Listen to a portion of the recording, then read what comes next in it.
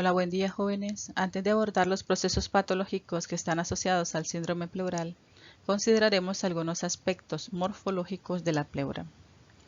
En este caso, la pleura se define como una delicada membrana serosa que está alineada por mesotelio. El mesotelio es un tipo de epitelio plano simple. Normalmente va a rodear los pulmones y también va a revestir la cavidad torácica, de tal forma que el espacio que está comprendido entre estas dos membranas se va a llamar cavidad pleural. Esta normalmente se va a encontrar ocupada por una pequeña cantidad de fluido seroso que oscila entre 5 y 15 cc aproximadamente, que es producido por las células mesoteliales. En esta imagen podemos ver entonces cómo las líneas verdes representan la pleura visceral y las líneas azules la pleura parietal. Microscópicamente identificamos la pleura visceral, que es la que está en íntima relación con el parénquima pulmonar y está compuesta por una capa de epitelio plano simple, como lo podemos ver aquí a lo largo. Y como todo tejido epitelial, por debajo del mismo encontramos tejido conectivo laxo. Aquí encontramos también dos espacios alveolares y separados por un tabique alveolar. De acuerdo con algunos autores, los síndromes pleurales van a comprender los llamados síndromes secos, como es la pleuritis secas y la paquipleuritis, y aquellos llamados exudativos, como es el caso de aquellos que se asocian al derrame pleural. En el caso del derrame pleural, este va a aparecer cuando el espacio pleural se encuentre ocupado por un volumen anormal de líquidos, como por ejemplo, ya hemos mencionado el trasudado, el exudado. Podría ser líquido hemorrágico, material purulento o bien presencia de quilo. Y para que pueda ser detectado desde el punto de vista clínico, deben haber al menos unos 400 cc. Por lo común, el derrame pleural va a ser una de las manifestaciones más comunes en la mayoría de las enfermedades pleurales, independientemente de que su causa sea primaria o secundaria, o de que su origen sea inflamatorio o neoplásico. Se han identificado algunos mecanismos o situaciones asociadas al origen del derrame pleural, y entre estos podemos mencionar el aumento de la permeabilidad vascular, como es típico de los procesos inflamatorios agudos y crónicos. Aquí tenemos un ejemplo que sería la neumonía, y aquellas situaciones relacionadas, por ejemplo, al origen de los trasudados, como es el aumento de la presión hidrostática, tal es el caso de la insuficiencia cardíaca, o disminución de la presión osmótica, como sucede en los pacientes con síndrome nefrótico, donde hay una pérdida urinaria de proteínas plasmáticas, como la albúmina. También se han identificado procesos como reducción del drenaje linfático, como sucede en las carcinomatosis, y otros como aumento de la presión negativa intrapleural, como sucede en el caso de la atelectasia. Recordemos un poco los conceptos de exudado y trasudado. El exudado es un líquido extravascular. Este se caracteriza por presentar una alta concentración de proteínas y abundantes restos celulares. Sabemos muy bien que el origen del exudado es el aumento de la permeabilidad vascular, que está asociado sobre todo a una contracción endotelial que va a generar un aumento de los espacios interendoteliales. En cambio, el trasudado no es más que un líquido con bajo contenido de proteínas, sobre todo la albúmina, con material celular escaso o nulo y una densidad baja. Por tanto, es un ultrafiltrado del plasma generado sobre todo por un desequilibrio osmótico o hidrostático a través de las paredes vasculares, como lo podemos ver acá, asociado o a un aumento de la presión hidrostática o a una disminución de la presión osmótica, como algunos de los mecanismos propuestos. Ambos van a generar un edema con las características que ya mencionamos previamente. En este cuadro podemos notar variadas situaciones clínicas, algunas de las cuales son más frecuentes que otras y están asociadas al origen de los derrames, como es el caso de los trasudados, donde podemos notar que la insuficiencia cardíaca y la cirrosis hepática son de las causas más frecuentes. También podemos ver algunas causas asociadas al origen de los derrames malignos, que pueden ser también primarias y secundarias. Igualmente, algunas asociadas a los derrames de tipo exudado y trasudado, como por ejemplo algunos de los paraneumónicos, tal es el caso de los procesos o bien de algunos procesos de origen respiratorio, entre otros.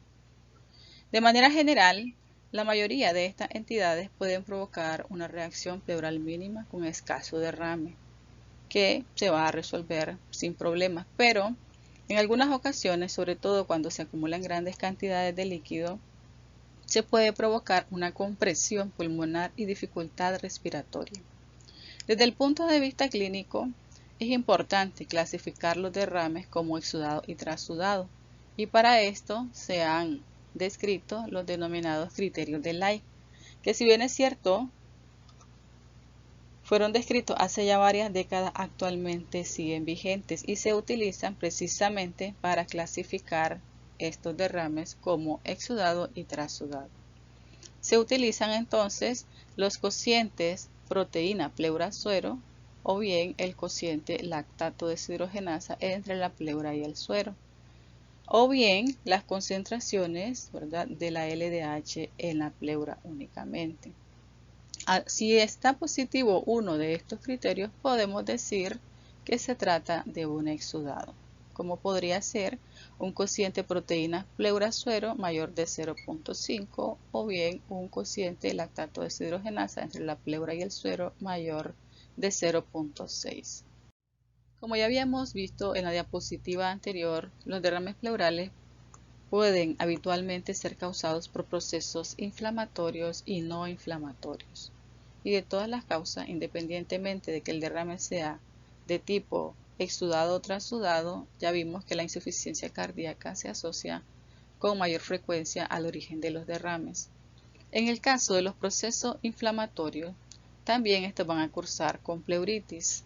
Sobre todo, dentro del contexto de una inflamación aguda, estas se van a clasificar de acuerdo a los patrones morfológicos de la misma, como por ejemplo en pleuritis serosa, pleuritis serofibrinosa o podría ser solamente pleuritis fibrinosa, así también en pleuritis supurativa o purulenta, como podría suceder en el exudado pleural purulento, que en este caso es el empiema.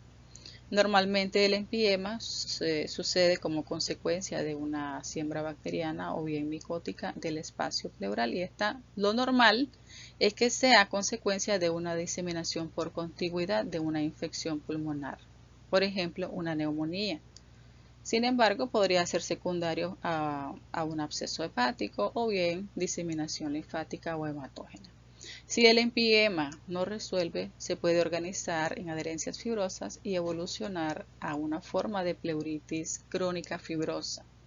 Existen otros procesos que también pueden evolucionar desde una pleuritis fibrinosa a una pleuritis crónica fibrosa. Existe también la denominada pleuritis hemorrágica. Este no es más que un exudado inflamatorio sanguinolento. Y entre las causas más comunes están las de origen infeccioso y las de origen neoplásico. Las de origen neoplásico pueden ser primarias y secundarias, como es el caso de las metástasis, que ocurren con más frecuencia que las causas de origen primario. También tenemos los derrames de origen no inflamatorio, como por ejemplo aquellas que pueden asociarse al hidrotórax, que no es más que una colección no inflamatoria de líquido seroso en la cavidad pleural causada por insuficiencia cardíaca o bien por procesos que impliquen un edema generalizado y que afecten también la cavidad torácica. El hemotórax, que se caracteriza porque hay una salida de sangre hacia la cavidad pleural, puede ser asociado a trauma, cirugía o bien a rupturas de aneurisma. Y en el caso del quilotórax no es más que la acumulación de un fluido de aspecto lechoso a nivel de la cavidad pleural. Este puede estar asociado, por ejemplo, a traumas del conducto torácico o a procesos obstructivos secundarios a eventos metastásicos. Les presento estas imágenes, tanto radiológicas y macroscópicas, para evidenciar en este caso, pues, la presencia de un derrame. Si bien es cierto, nosotros no estamos estudiando radiología, pero me pareció un poco didáctica esta imagen de una paciente de 56 años de edad con insuficiencia cardíaca y presencia de derrame pleural derecho, ya en la postura de pie y también en decúbito lateral derecho. Y aquí, para que vean que este es un pulmón que está cortado, y en su superficie de corte se identifican numerosas lesiones de variables tamaños asociadas a la presencia de focos metastásicos que ocupan el parénquima pulmonar y la región subpleural y que pueden ser causas frecuentes de derrame pleural. Ahora abordaremos algunos procesos patológicos de origen infeccioso asociado a derrame pleural de tipo inflamatorio. Y en esta ocasión, pues será la tuberculosis. La tuberculosis es una enfermedad infecciosa de evolución crónica que puede afectar tanto el parénquima pulmonar como a nivel sistémico. También puede causar afectación de ciertos órganos de forma individual. Generalmente es provocada por el Mycobacterium tuberculoso, pero también sabemos que existen otras formas que pueden afectar al humano, como por ejemplo el Mycobacterium africanum y el bovis. Según la Organización Mundial de la Salud, en el 2018 hubieron aproximadamente 10 millones de personas que desarrollaron tuberculosis y de estas 1.3 millones murieron. Para el 2022 aumentó a 10.6 millones el número de personas que contrajeron tuberculosis, con 1.6 millones de muertes. Véanse, por ejemplo, además que una buena parte de estas defunciones están asociadas a pacientes que son de tipo VIH. La tuberculosis, de manera preferencial, sabemos que se va a presentar en situaciones de pobreza y hacinamiento, o bien de enfermedades debilitantes. Sabemos que puede afectar cualquier edad, pero es más común en adultos mayores. También puede afectar, hablando de Estados Unidos, a inmigrantes que proceden de países con alta prevalencia o situaciones también de hacinamiento, como por ejemplo los prisioneros o aquellos niños que viven en orfanatos, casas de acogida, entre otros. Y entre situaciones asociadas a inmunodepresión, pues ya sabemos que el VIH es el que lleva a la vanguardia, pero también la pueden contraer pacientes diabéticos, pacientes con neoplasias malignas, enfermedades pulmonares crónicas, desnutrición, alcoholismo, entre otro tipo de situaciones.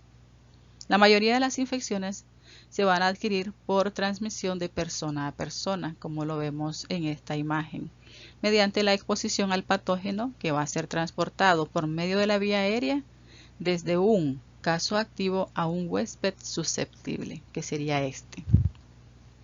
El caso activo, entonces, es aquel paciente que tiene una infección y que además es sintomático. En el caso de que el paciente no presente síntomas a pesar de que tenga la infección, entonces se dice que esta es una infección latente. Si este paciente con infección latente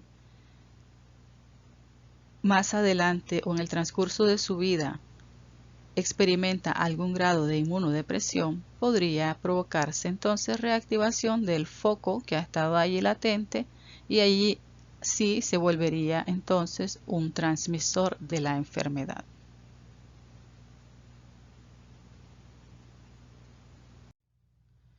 Acerca de la patogenia podemos tener varios escenarios, sobre todo si es un individuo inmunocompetente. Sabemos que la infección va a estar mediada por los linfocitos T,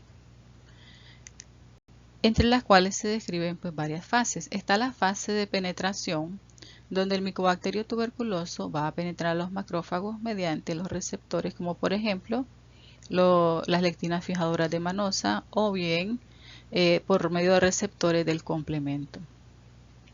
Una vez que ya penetró, él va a replicarse debido a que produce unas proteínas que impiden la unión del fagolisosoma. Esto le va de alguna manera a facilitar la replicación y lo va a dejar aislado dentro de las vesículas, impidiendo de esta manera los mecanismos, ¿verdad?, microbicidas de los lisosomas. Durante este periodo, el paciente puede experimentar bacteriemia y diseminación de la enfermedad. Así bien es cierto, puede ser asintomático, pues, pero podría tener también síntomas respiratorios leves.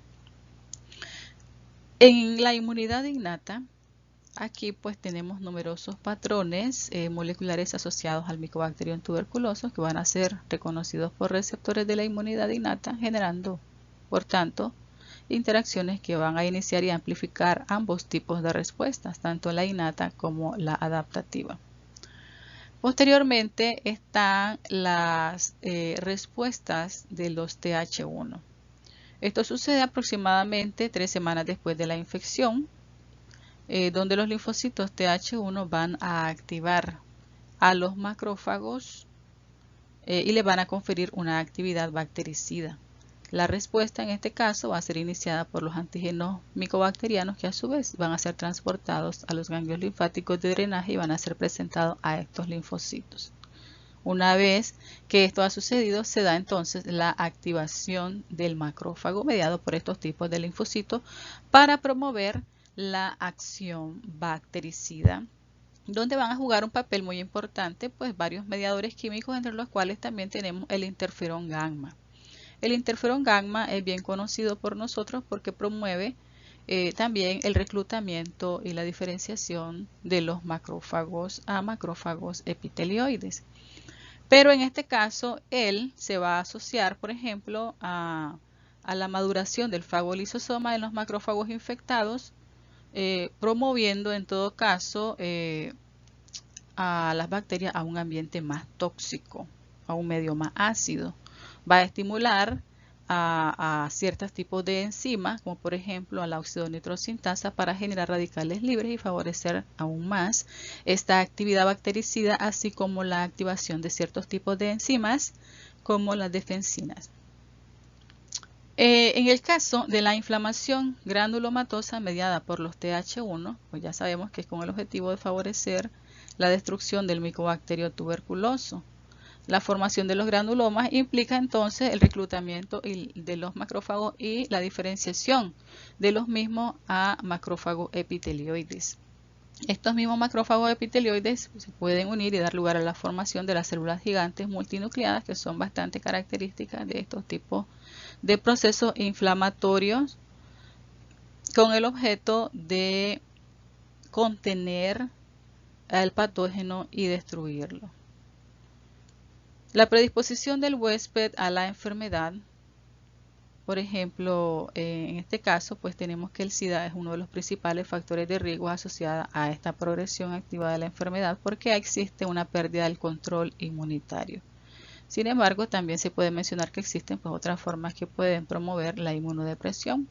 Ya las habíamos mencionado en la diapositiva previa, entre las cuales, por ejemplo, está el uso incluso hasta de fármacos glucocorticoides, y también se menciona los inhibidores del factor de necrosis tumoral, así como trasplantes. Desde el punto de vista clínico se describen la tuberculosis primaria y la secundaria. En el caso de la tuberculosis primaria, esta va a aparecer generalmente en personas que no han sido previamente sensibilizadas y por tanto no se han expuesto al Mycobacterium tuberculoso. Pero cuando hay síntomas, lo desarrollan pues, una pequeña proporción de pacientes, aproximadamente un 5%. Cuando hay síntomas, podrían simular una neumonía por la consolidación que este cuadro clínico puede presentar. Podrían haber adenopatías a nivel del hilio pulmonar, derrame pleural, o también, producto de la diseminación, una tuberculosis miliar o meningia. En el caso de la tuberculosis secundaria, esta se presenta sobre todo en pacientes que ya han sido previamente sensibilizados, ya sea que sea el producto de una reactivación a partir de una infección latente o que sea el producto de una reinfección. Su manifestación obviamente va a ser mucho más rápida, ¿verdad? Y en el caso de los pacientes debilitados, la clínica podría aparecer en meses o años. Los síntomas más comunes en la tuberculosis secundaria se encuentran asociados a malestar general, anorexia, pérdida de peso, fiebre, sobre todo vespertina, que posteriormente puede remitir y acompañarse de sudoraciones nocturnas. El daño a nivel del parénquima pulmonar es sobre todo a nivel de las porciones superiores de ambos pulmones. Estas lesiones, que son generalmente cavitadas, pueden evolucionar y afectar el bronquio y asociarse a variables cantidad de esputo que puede ir desde mucoide purulento hasta hemoptoico. En el caso, también puede haber dolor pleurítico y en el caso pues del dolor pleurítico asociarse a derrame pleural. Con respecto a la tuberculosis pleural, esta se menciona como una de las formas más frecuentes de TB extrapulmonar. Se va a presentar en aproximadamente un 20% de los casos y se va a producir como una reacción de hipersensibilidad a antígenos de la micobacteria en el espacio pleural. ¿Cómo van a llegar a este espacio pleural? Puede ser por ruptura de focos subpleurales o por vía linfática y hematógena. En este caso, estas lesiones pueden progresar a empiema. Puede aparecer como una única entidad o bien asociada a una tuberculosis pulmonar.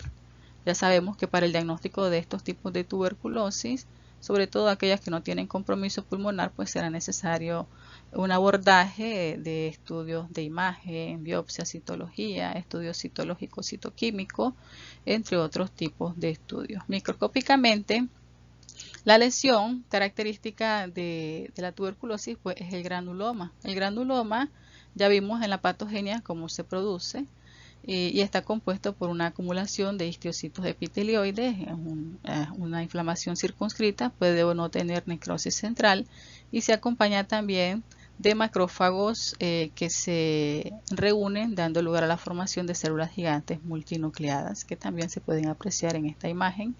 Y la presencia del bacilo pues se puede evidenciar en tejido o en muestras al fresco por medio de la tinción de Ziehl-Neelsen. Macroscópicamente aquí podemos ver un pulmón con múltiples lesiones granulomatosas que miden aproximadamente 1 milímetro, conocido como tuberculosis miliar. Y en esta otra imagen podemos ver una tuberculosis cavitaria, que es una de las expresiones de la tuberculosis secundaria. Ahora abordaremos algunas de las causas neoplásicas asociadas a derrame pleural.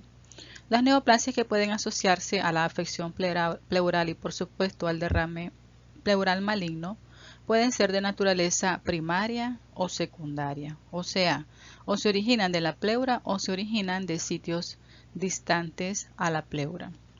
De hecho, los de origen metastásico son los más frecuentes y entre los más comunes están los adenocarcinomas de pulmón, los carcinomas de mama, linfomas, tumores de ovario. No obstante, sabemos que cualquier neoplasia maligna puede diseminarse hacia los espacios pleurales y ser causa de este derrame pleural. Las características del derrame pleural de naturaleza neoplásica comúnmente es de tipo serohemático o bien de un exudado sanguinolento. El derrame pleural maligno como tal se define como por la presencia de células malignas en el material del derrame. De ahí la importancia del estudio citológico de los derrames pleurales, sobre todo pues de aquellos que poseen características hemorrágicas, donde a veces va a ser necesario realizar hasta 2 o 3 procedimientos para obtener resultados positivos si tenemos la certeza de malignidad. En este recuadro les quiero mostrar únicamente la experiencia de un hospital español que estudió 3.000 pacientes sometidas a toracocentesis con presencia de derrame pleural en un periodo de 19 años, para que veamos que las causas neoplásicas son las más comunes en el 27% de los casos, siendo las neoplasias de pulmón y de mama las más comunes, seguidas de las asociadas a insuficiencia cardíaca y neumonía. Entre las neoplasias benignas primarias de la pleura abordaremos al tumor fibroso solitario. Este es un tumor benigno de origen mesenquimal, habitualmente localizado en la pleura y menos frecuentemente en el parénquima pulmonar. A pesar de esto, también este puede tener una localización extrapleural y extrapulmonar. Es muy infrecuente y representa menos del 5% de los casos de todas las neoplasias pleurales. Y normalmente es tan pequeño que si se detecta se hace como un hallazgo incidental. Sin embargo, Este tumor a veces puede alcanzar grandes dimensiones y tener una evolución más agresiva. Entonces, en estas circunstancias, sí se puede asociar a un derrame pleural en menos del 10% de los casos. El derrame pleural puede aparecer tanto en las formas benignas como en las formas malignas. Ya sabemos que esta neoplasia, y la mayoría de las neoplasias pueden tener ambas contrapartes. Cuando se presenta en la forma maligna, pues la evolución será un poquito más tórpida y el pronóstico más desfavorable. Desde el punto de vista macroscópico, la lesión está compuesta por una masa bien delimitada, como se ve acá, no encapsulada, que generalmente está adherida a la serosa, a la superficie de la pleura. En su superficie de corte suele ser gris blanquecina a café, de aspecto fibroso, y microscópicamente estará constituida por una proliferación de células fusiformes que no tienen un patrón específico. Entre las causas malignas primarias asociadas al derrame pleural tenemos el mesotelioma. Esta es una neoplasia, como ya lo dije, maligna, que origina del revestimiento mesotelial de la pleura y muestra diferenciación hacia células mesoteliales. Esta neoplasia pues, también puede ser originada de otras superficies serosas como por ejemplo el pericardio, el peritoneo y la túnica vaginal a nivel de los testículos. Si ustedes se fijan, su principal relación está asociada a la exposición con el amianto y el periodo de latencia es muy prolongado, al igual que otros procesos como la asbestosis. Generalmente se asocia a mutaciones de algunos tipos de genes, como por ejemplo genes que regulan el ciclo celular hasta en un 80% de los casos, y también se dice que puede originarse de ambas pleuras, tanto la visceral como la parietal. A diferencia del carcinoma de pulmón, en el mesotelioma el riesgo de desarrollar la neoplasia no aumenta de forma significativa cuando nos exponemos al fumado y al amianto al mismo tiempo. Esto contrasta obviamente con el riesgo del carcinoma de pulmón relacionado a estas mismas situaciones donde el efecto se magnifica muchísimo, sobre todo cuando se asocia al tabaquismo. Existen otros factores de riesgo que están asociados, como por ejemplo la exposición a radiación ionizante, como es el caso de los pacientes que reciben radioterapia, o bien exposiciones laborales. Y en el caso de los pacientes con mesotelioma también podemos encontrar cuerpos de asbesto en el parénquima pulmonar de estos mismos pacientes. Veamos por ejemplo en esta imagen macroscópica cómo la neoplasia rodea y casi opaca el parénquima pulmonar. Desde el punto de vista microscópico, los mesoteliomas pueden tener varios patrones, dentro de los cuales tenemos el patrón epitelioide, que es el más común en hasta un 80% de los casos. También podemos tener el patrón sarcomatoide y el bifásico, donde hay una combinación de los dos patrones previos. Para hacer su diagnóstico nos debemos auxiliar de estudios inmunohistoquímicos, que son métodos auxiliares en patología. Desde el punto de vista clínico, los mesoteliomas van a asociarse a dolor torácico, disnea, derrames pleurales a repetición. Además, sabemos que existe la exposición al asbesto en un 20% de los casos. Podemos encontrar también metástasis a nivel de los ganglios linfáticos y metástasis a distancia.